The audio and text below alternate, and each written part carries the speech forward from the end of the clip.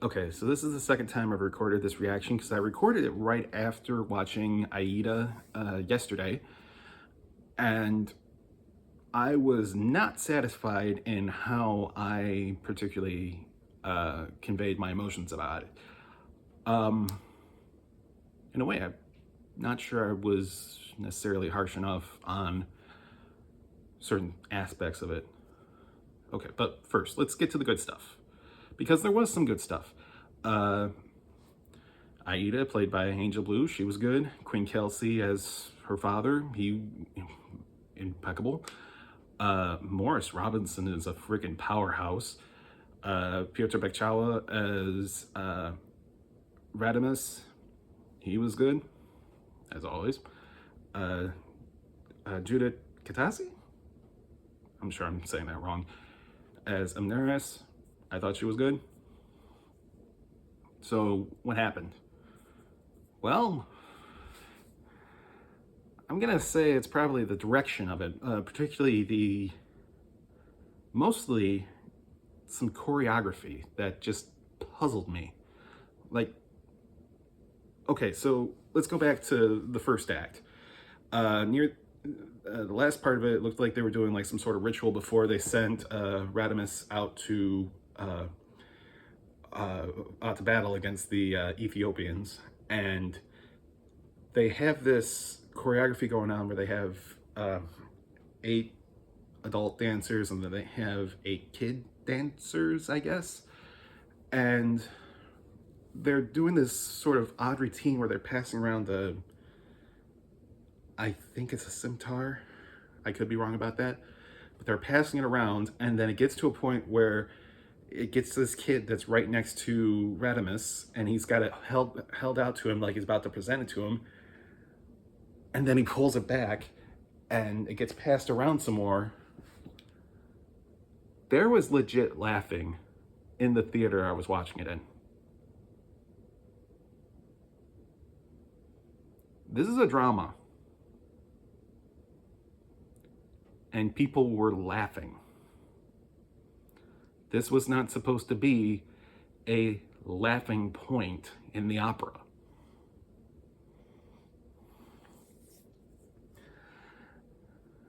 And then there was whatever that was during the Grand March,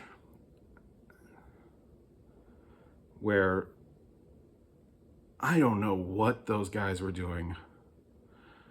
I think initially it was, I think I would have bought it if it was they were trying to reenact the battle that the Egyptians had against the Ethiopians.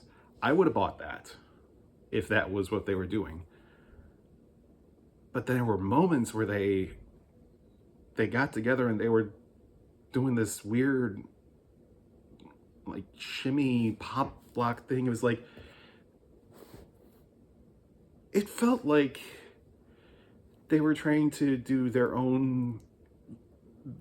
like a version of a haka for the ancient Egyptians.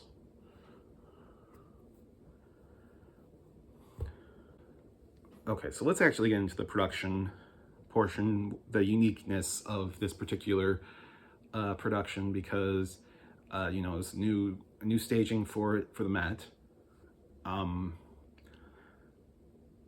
it was kind of told in like a not necessarily present, I guess a present-ish and past sort of way. The past, of course, being what's going on in Aida's timeline, and the more present-ish would be early 1900s archaeologists finding this tomb and going around it. And I didn't mind it. I kind of liked it. I kind of wish it wasn't always such a transitional thing.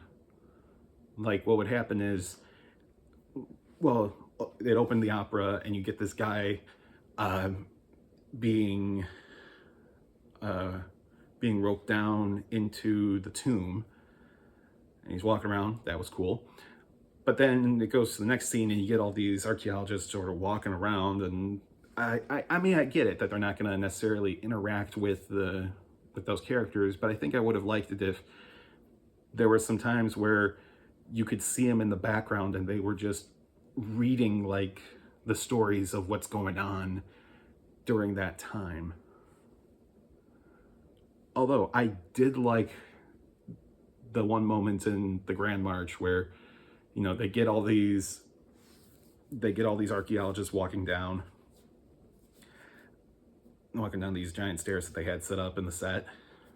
And then halfway through, the Egyptian part of it froze, and then you get the archaeologists coming back in, and they're carrying out all the artifacts. And I think I wrote down in my notes, must be British archaeologists. I'm sure it was a thing that every archaeology group did. I just really like that joke.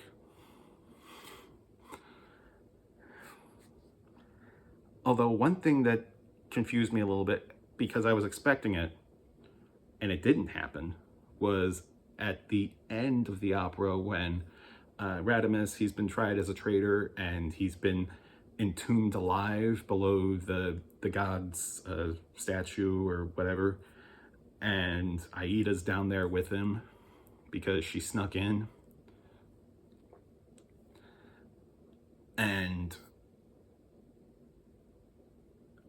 I half expected, well, not half expected, I did expect to see the archaeologists coming down there and be like, oh, we found something down here. Oh, there were bodies down here. Huh. Wonder what that was about. And they weren't there. Like, you've already set up the framework of 20th century archaeology finding this tomb, and you don't pay it off with people finding these people, these ancient Egyptians, or I guess in Aida's case, an ancient Ethiopian.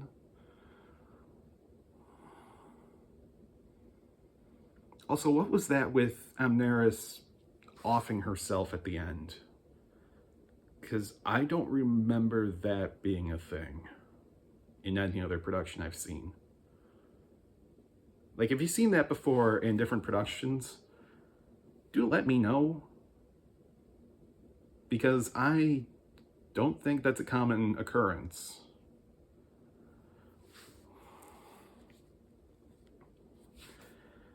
Yeah, so presentation-wise, had a lot of notes from the first half. Not a lot from the second half. I think that's mostly from it being just, it's more of a character-driven second half of the thing, rather than the first half where you just got all this group presence going on. And so there's a lot more to talk about there. A lot more to interpret for the director. Yeah, but I think I just spent the entire second half of it just being like, I wonder what other operas we could cast Quinn Kelsey in. And I think the one I kept going for was Simone Boccanegra. I think he makes a pretty good Simone.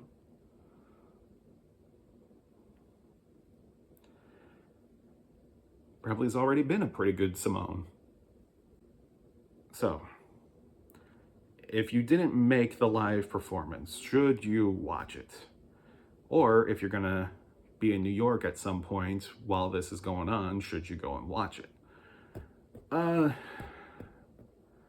I'd say if you're a fan of the people who are performing in it, or if you particularly like Aida and you want to see what they do with this new staging, I guess.